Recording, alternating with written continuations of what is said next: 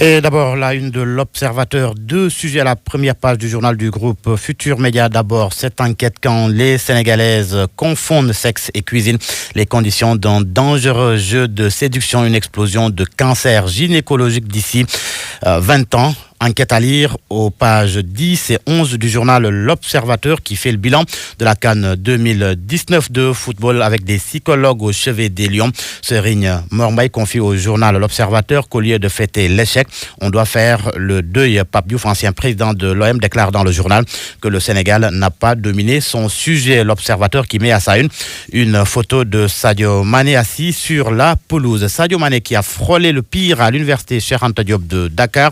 L'information barre la une du journal Les Échos. L'attaquant des Lions était en visite à l'université au campus social. Bousculade et jet de pierre au menu. Sadio Mané qui déclare: ces jeunes méritent ma visite, ce sont les futurs cadres de notre pays. C'est important pour moi de venir les encourager. Thierno Lo qui crache ses vérités sur les Lions, c'est à propos de leur accueil samedi dernier. Je ne fête pas une défaite, déclare l'homme politique. Sadio Mané en roue libre, s'interroge le journal Record, c'est à propos du Ballon d'Or africain 2019. Et l'on parle politique avec le journal Sud Quotidien qui évoque la gestion et l'avenir du Parti socialiste.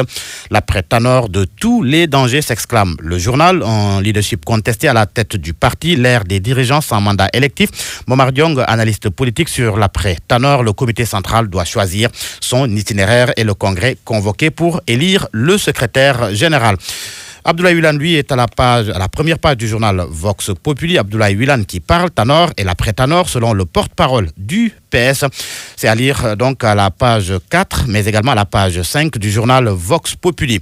Le Soleil barre sa une avec ce titre: le HCCT pleure son président. L'ouverture d'un livre de condoléances donc au Conseil des collectivités territoriales.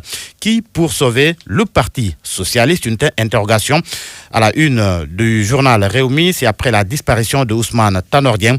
Le journal Réumi qui parle d'une succession difficile. À Nguyen, fief de Ousmane Tanor Dieng, son village natal, un conflit foncier opposant Tanor aux villageois.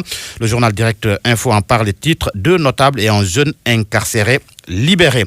Le journal LAS parle ce matin de cascade de contentieux, le Crédit Mutuel dans un nouveau tourbillon, rififi autour de la circulaire de la directrice du système financier et la décision du ministre des Finances. Le PCA, Mamadou Badji, gagne son procès contre la boîte. Ce dossier à lire dans le journal Enquête, un dossier sur les évacuations sanitaires à l'étranger, la grande nébuleuse.